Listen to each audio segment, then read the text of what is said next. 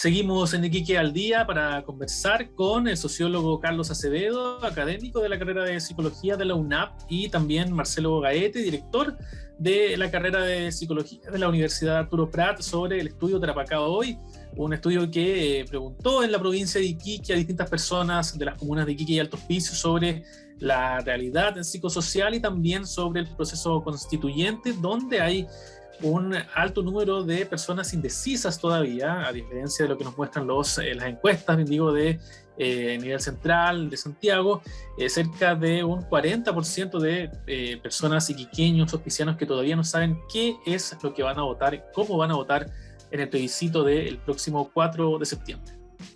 Hola Carlos, Marcelo, ¿cómo están? ¿Qué tal, Mauricio? Hola Mauricio, muy bien. Con mucho gusto de estar acá. Bueno, la idea de esta entrevista es hablar sobre los resultados y la metodología de este estudio llamado Tarapacá Hoy, que desarrolló la Universidad Arturo Prat, que se da en un contexto a 3 semanas, un poquito menos, del plebiscito constitucional, y que también busca entregar cierto escenario, cierto contexto o cierto panorama que uno podría prever para lo que el resultado que se va a dar ese día a nivel regional al menos. ¿Qué nos pueden contar sobre la metodología? Hay algunas preguntas, por ejemplo, sobre la convención. Sabemos que la convención dejó de funcionar el 4 de julio. ¿Cómo se genera? ¿Dónde surge el interés también? ¿Qué nos pueden contar? A ver, sobre la metodología, primero comentar que este estudio surgió ante la necesidad de falta de datos en la provincia. Falta de datos de las personas.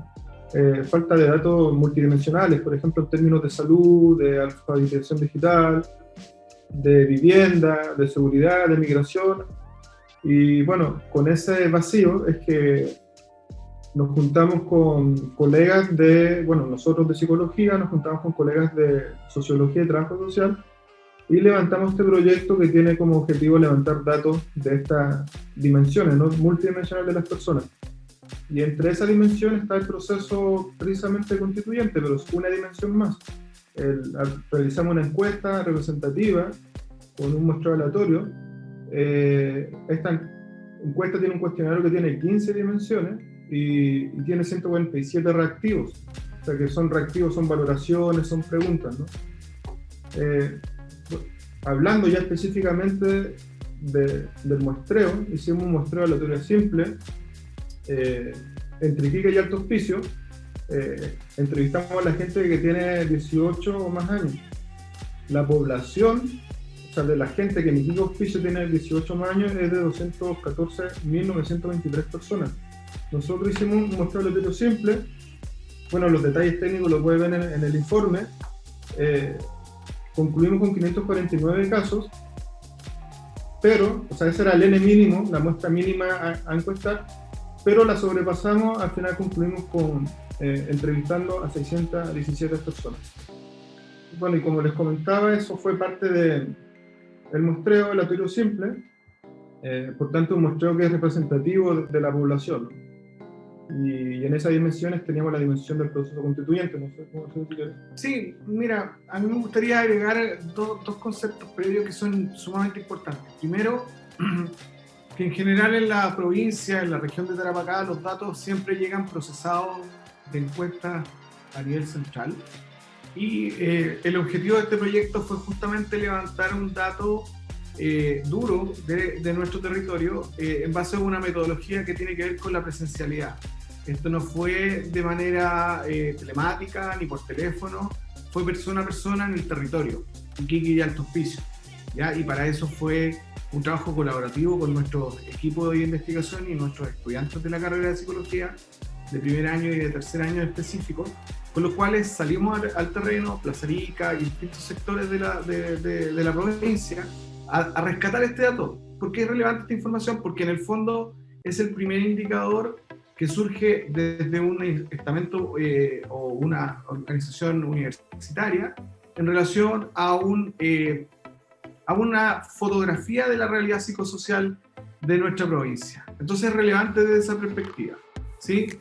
Más allá de los contextos específicos del proceso constituyente, los datos que arroja nuestro instrumento nos permiten abrir nuevos escenarios de investigación en contextos biopsicosociales. ¿ya? Un poco eso para plantearlo como preámbulo de la necesidad de contar con información en el territorio. Sí, Y una vez que obtuvieron los resultados, ¿qué fue lo que más les llamó la atención de este estudio que se realiza a nivel local? Porque generalmente la información que llega a regiones son las encuestas que se hacen telefónicas, que CADEM, que es como la más conocida, ¿no? Pero son resultados más que nada que se concentran en Santiago en gran parte. Sí, bueno, uno de los temas importantes que incluso lo pudimos conversar previamente tiene que ver con que nosotros incluimos, o por qué en el formulario de investigación aparecen resultados respecto al proceso constituyente. Porque efectivamente nosotros empezamos el trabajo de campo en el mes de junio y terminamos en el mes de julio, por tanto el proceso constituyente todavía tenía un cierto efecto en la población. Luego, los datos que aparecen en el informe son amplios, ¿no? Hay varios aspectos interesantes y uno de los temas generales importantes asociados al proceso constituyente es que nos llamó mucho la atención la cantidad de personas que se inclinaba por un voto indeciso, es decir, todavía no tenía capacidad de decidir si aprueba o rechaza frente al proceso constituyente.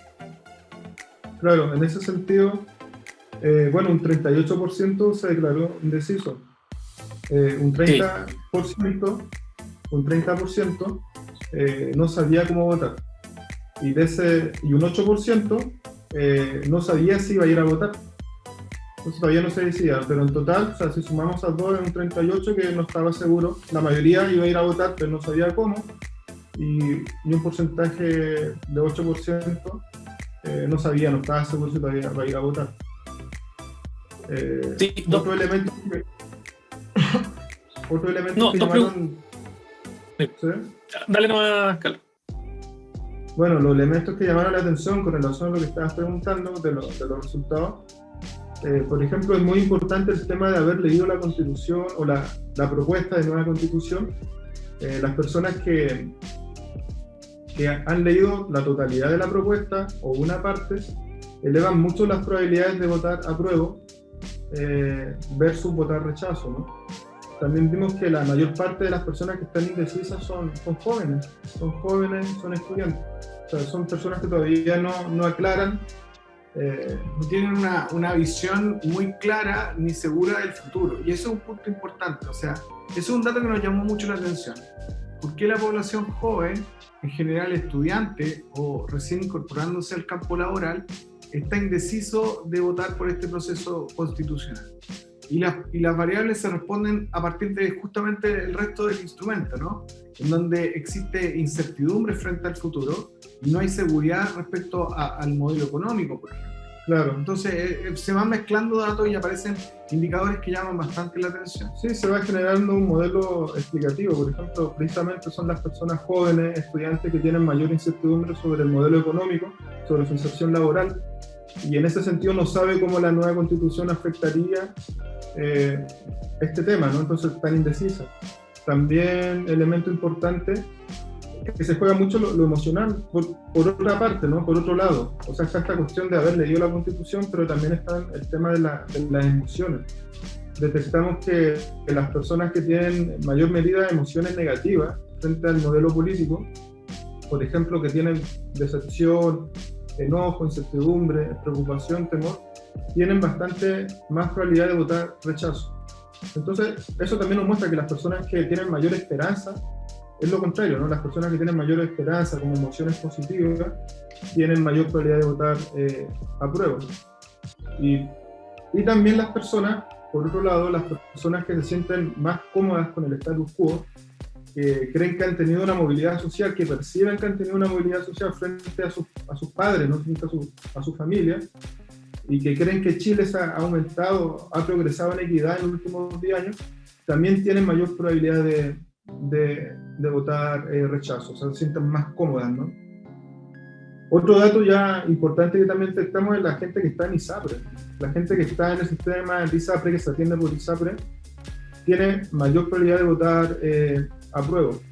Entonces esto igual nos habla de una situación de malestar, ¿no? En un sistema de salud, en una modalidad específica. Entonces estas personas también serían como personas de cierta forma más acomodadas, ¿no? que son personas que le está pegando mal, no sé, de forma negativa el modelo de salud.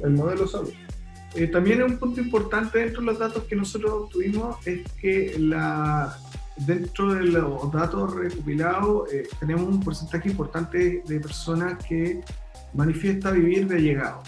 Y esa población en específico tiene una alta probabilidad de votar apruebo, y se entendería desde la explicación que da este concepto de la vivienda digna dentro de uno de los artículos de esta nueva propuesta constitucional, ¿no? Entonces es un poco interesante ir viendo cómo la gente deposita ciertas emociones y ciertos pensamientos asociados al proceso constituyente, y de alguna manera se va modelando, ¿cierto?, un tipo de votante en términos de probabilidad de que vote por una u otra opción. ¿Sí? Claro, lo otro que vimos viendo en el proceso fue que se fue reduciendo la distancia entre rechazo y apruebo. O sea, el rechazo lleva a la delantera. Cuando empezamos con la encuesta, llevaba a la delantera en unos 12 puntos porcentuales. Y concluimos con una diferencia de 6 puntos. Entonces, cuando concluimos ya el promedio era 6 puntos de diferencia de ventaja el rechazo, pero una diferencia que se había ido reduciendo, ¿no? Lo interesante de eso, como dice Carlos, es que nosotros nos anticipamos 2 meses más o menos a ese escenario. Partimos con la misma tendencia de las encuestas centrales, CADEM, etcétera, y luego ya a finales de julio, cuando terminamos, digamos, todos los datos procesados, antes de que salieran estas encuestas y que daban cuenta de la reducción de la distancia entre apruebo y rechazo, nosotros ya lo visualizábamos. Entonces es interesante cómo de alguna manera nuestro instrumento ha ido tomando una consistencia mayor toda vez que va reflejando ciertos aspectos de las encuestas centrales, ¿no? Sí, quería tomar 2 puntos de esa pregunta específica de intención de voto del encuestado sobre el proceso constituyente, que tengo aquí el estudio.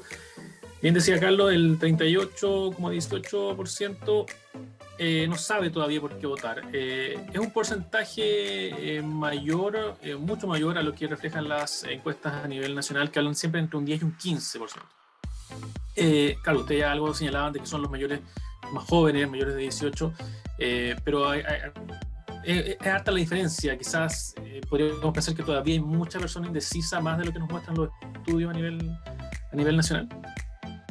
Mira, lo hemos discutido con el equipo de investigación, y una de las conclusiones respecto a este punto es que, a diferencia de las encuestas que están enfocadas netamente en el proceso constituyente, las alternativas que nosotros ofrecíamos respecto al voto eran más amplias. Es decir, no existía una opción de apruebo o rechazo solamente, existían varias opciones más. Y ese margen permite no generar el efecto de obligación al encuestado de responder por una u otra opción. Y le da un margen de reflejar en términos concretos que todavía no sabe cómo hacerlo. ¿Sí? Claro, además hay que tener en cuenta la poca representatividad de las regiones que tienen la encuesta a nivel nacional. Yo creo, como ese porcentaje menor de indecisos, desde mi perspectiva, desde la metodología que se trabaja en las encuestas nacionales, representa prácticamente a Santiago. Entonces realmente hay una representación de cómo las personas tienen intención de voto en estos tipos de procesos. Te doy un ejemplo claro.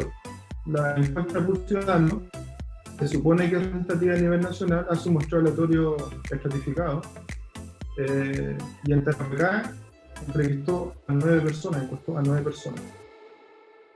de la región de Tarapacá. Entonces, a partir de 9 personas, ellos hacen una inferencia a toda la región, lo cual metodológicamente no es muy válido, ¿no? En términos de la confiabilidad, de la representatividad y de la confiabilidad y de la validez de la inferencia que nos está realizando.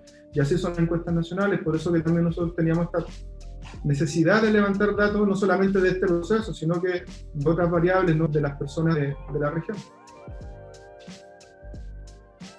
Y la segunda pregunta que tiene relación con esa, la segunda pregunta para ustedes, que tiene relación con esa pregunta del estudio, es sobre la diferencia, la pequeña diferencia que hay entre el apruebo y el rechazo, pero hay una situación regional, y muchas personas incluso lo lo adelantan que podría ser el resultado, por el tema de la inseguridad, la misma crisis migratoria. Muchas personas incluso avisaron un resultado muy parecido a la presidencial, hablando de un 60% rechazo, 40% apruebo, en la región al menos. Sabemos que claro, la diferencia entre Santiago y regiones son distintas las preocupaciones, pero también llama la atención que esa diferencia, al menos en el estudio que hicieron ustedes, no es tan amplia. No sé si también lo han discutido entre ustedes. Bueno, por una parte yo creo que es muy complejo este proceso, que es distinto a las elecciones presidenciales. Juegan muchas otras variables, por ejemplo, hay dimensiones emocionales que están siendo muy fuertes. El tema también de la lectura de la Constitución es muy importante. Y también el tema del proceso. O sea, las personas que son datos que igual detectamos, entre más están de acuerdo con que la Constitución se generó en un proceso democrático, la propuesta se generó en un proceso democrático y que la Convención los representa, tienen mayor probabilidad de votar a prueba. En cambio, los que creen que el proceso no fue democrático y que la Convención no los representa, tienen mayor probabilidad de votar rechazo. Entonces, pero como digo, es muy complejo. Yo creo que es un plebiscito muy complejo que rompe los esquemas anteriores, que eran más bien clivajes tradicionales de cómo la gente vota, ¿no? Acá nosotros tenemos muchas variables. O sea, los modelos estadísticos son un modelo estadístico multinomial, logístico multinomial. Ingresamos muchas variables y que en el modelo al final no son significativas. Entonces, por ejemplo, salario no es significativo. Muchas variables que en otros procesos son significativas, acá no lo son. ¿Qué quiere decir? Por ejemplo, que salario, dos personas pueden ganar lo mismo, pero su intención de voto es totalmente distinta. Y así, o sea, la mayoría de las variables no son significativas. Por eso digo, es un proceso muy complejo. Sí, mira, y para complementar eso, hay un tema que es de transversalidad. Aquí no hay polaridades. Hay gente que puede ser de izquierda o de derecha, pero está entrecruzada en el contexto de qué va a votar, ¿sí? Entonces, desde esa perspectiva, yo creo que es súper importante entender que estamos, como bien dice Carlos, en un proceso diferente, en donde evidentemente la sociedad está no tan segmentada como fue en el último proceso eleccionario, ¿no? Ahora, lo que sí vemos es que, por ejemplo, en términos del padrón electoral, si nosotros calculamos los datos que tenemos de gente que emite un pronunciamiento respecto al voto, si aprueba o rechazo, parece ser que nuestro estudio refleja justamente aquellos que han ido a votar en los últimos procesos, ¿no? En un proceso no obligatorio. ¿Me entiendes? Entonces, eso sí es un dato interesante. Ahora, lo que nosotros en alguna forma queremos plantear es que esto exige entender que esta es una dinámica nueva frente a un escenario país distinto, en donde no hay una polaridad partidista de fondo, sino más bien un sentir de la población respecto a todo lo que ha surgido en torno al proceso constitucional. Y aquí van los ataques buenos y los ataques, me refiero a los fake news, me refiero a cómo ciertos sectores han tratado de vulnerar el proceso de uno u otro lado, ¿no? Y lo vemos incluso en la franja electoral. Es decir, hay mucha información que está relacionada a lo emocional, más que a tratar de hacer que la población se nutra de la información y pueda ser partícipe de entender qué es lo que dice esta propuesta más que nada. Finalmente, ¿cuál es la visión? Ya algo decía Carlos, un poco de la poca representatividad de las regiones, pero ¿cuál es la visión que tienen ustedes de los estudios que se hacen en Santiago? Y también, ¿cuál es la visión que tienen ustedes de las encuestas, las mediciones que se hacen? Se ha hablado ya hace un tiempo de estas encuestitas, entre comillas, candidatos que se bajan porque no marcan bien en la encuesta, resultados que dicen todo lo contrario a lo que decía la encuesta. Por ejemplo, un ejemplo cercano en la primaria presidencial daban por ganadora a Lavín y a Jadwe, gana Sichel y gana Boric. Se pueden equivocar también en la encuesta, pero actualmente como que todo depende de quién va ganando, y como que quien gana la encuesta es quien gana finalmente la elección definitiva. ¿Cuál es la visión también un poco más crítica que se tiene de lo que se hace en Santiago y de toda esta opinión pública que se forma a partir de, o que a veces incluso se maneja, se manipula a través de estudios de opinión. Bueno, es interesante. Yo creo que, bueno, efectivamente hay una encuestitis, ¿cierto? Creo que, o sea, por una parte está bien hacer estudios científicos, es correcto. El tema es cuando los estudios científicos de este tipo son manipulables, que es lo que tiende a pasar, ¿no? O sea, por intereses políticos se tienden a favorecer a uno u otros candidatos, no sé, o intereses, sin ser riguroso en la metodología. Nosotros por esa parte nos queríamos destacar y nos queremos destacar en hacer estudios que sean los más objetivos posibles, ¿no? Sin sin trabajar para nadie, ¿no?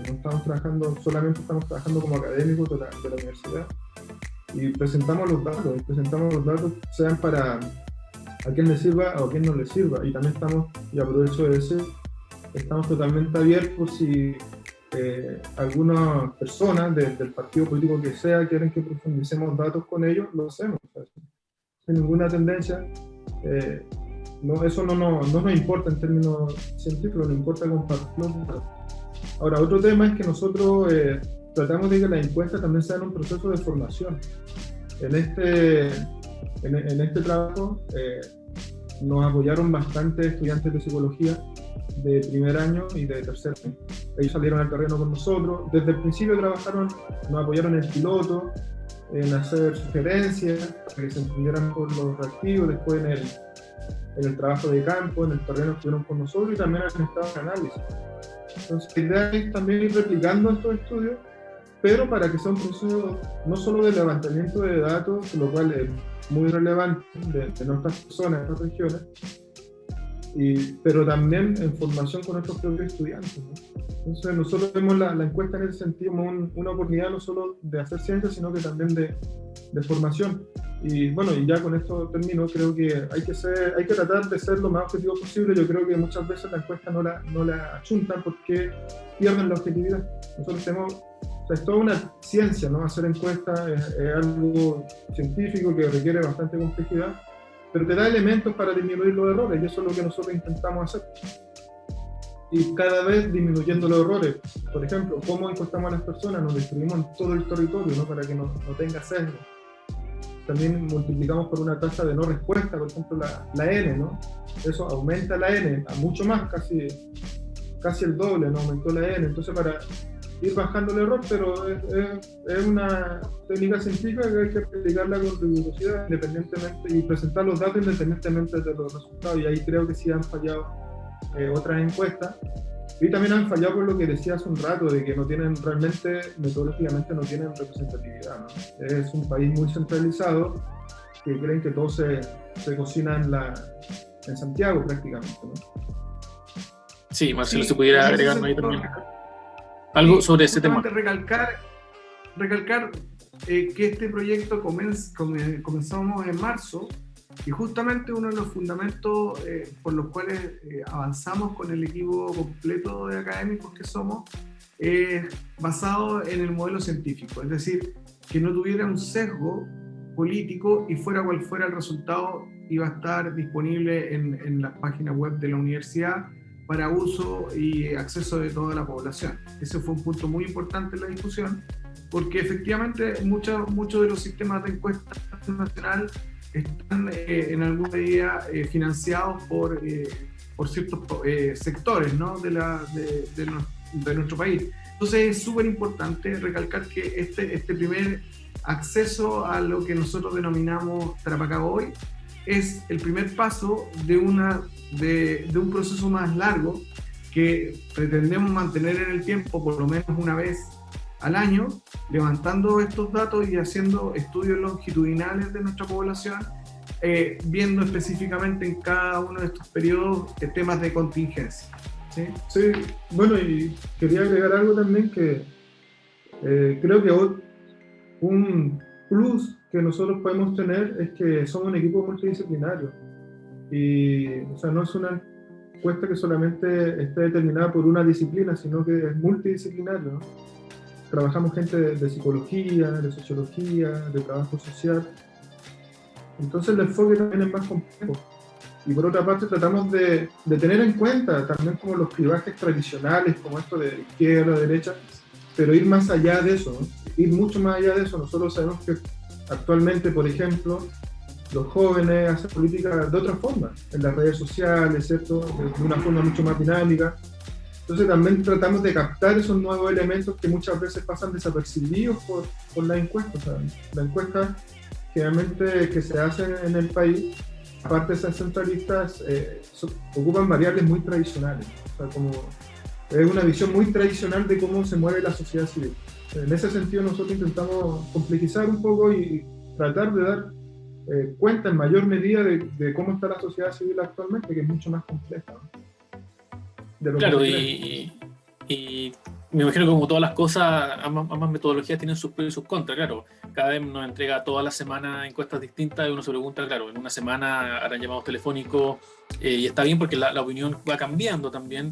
En cambio, claro, el trabajo que hicieron ustedes en la UNAP es un trabajo más a largo plazo, que se hace en terreno, pero que por otro lado, Índigo, habla de un momento y probablemente ese resultado ya no es el mismo de ahora, si uno lo hiciera ahora. Entonces, me imagino que todo ahí tiene sus pros y sus contras también. Exactamente, es una fotografía del momento y de esa manera quisimos reflejar en qué posición está la provincia, en las 15 dimensiones que estamos levantando datos para aproximarnos a una realidad y levantar datos más profundos de acuerdo a las necesidades que tengamos como institución universitaria, ¿no? Claro, y es así, bueno, la realidad es muy cambiante en términos electorales. Súper de acuerdo, pero no lo es tanto en términos de fenómenos más estructurales, por ejemplo en tendencias de salud. La alfabetización digital, la gente que le cuesta o no utilizar el internet, los dispositivos digitales, o en términos de vivienda, ¿no? de percepción de migración, de movilidad social, por ejemplo. Nosotros tenemos varias dimensiones también de movilidad social, o de meritocracia, de percepción de justicia y derechos sociales. Entonces, la idea de nosotros fue levantar, o sea, una encuesta multidimensional que tenga variables que son importantes y que generalmente cambian muy poco en el corto plazo, porque son variables estructurales, son tendencias estructurales históricas, que son muy difíciles de reformar. Pero también agregar, aprovechar la contingencia. Contingencia que era el proceso constituyente. Claro. Que es lo que más le interesa a la ciudadanía, o por lo menos lo que más le preocupa también, quizás no le interesa mucho en votar, pero sí le preocupa qué pueda pasar a partir del 4 de septiembre. Marcelo, Carlos, muchas gracias por su tiempo y por su disposición de compartirnos esta experiencia, cómo se hizo, los resultados, una interpretación también de los números, que a veces no es llegar y decir que va punteando va perdiendo este otro. Es más complejo que eso, pero gracias por haber compartido esa experiencia con nosotros. Muchas gracias por la invitación y bueno, quedamos a su disposición cuando sí lo requieran. Sí, muchas gracias, Mauricio, y cuando gusten estamos disponibles. Solamente quería finalizar, bueno, darle las gracias a los estudiantes de psicología que realmente apoyaron muchísimo, súper motivados, súper involucradas en el trabajo. Y también mencionar a nuestros colegas también que participaron en el estudio, que son Cristian Ortega, Eduardo Zamora, Cristian Gómez y Héctor Solórzano. Entonces, bueno, un agradecimiento. Esto fue un trabajo en equipo, ¿no? Con estudiantes y académicos. Muchas gracias. Muy bien. Gracias. En Iquique al Día conversábamos con Carlos Acevedo, sociólogo y académico de la carrera de Psicología de la UNAP, y Marcelo Gaete, director de la carrera de Psicología de la Universidad Arturo Prat, quienes nos entregaban parte de los detalles de la metodología, cómo se elaboró esta encuesta y también las interpretaciones, una diferencia estrecha entre el rechazo y el apruebo, que es bien estrecha y que también, como bien decían ellos, se adelanta a lo que dicen las encuestas a nivel nacional, que también dan un resultado bastante estrecho en lo que va a ser el plebiscito del próximo 4 de septiembre. Seguimos en Iquique al Día con Karim Bujatla.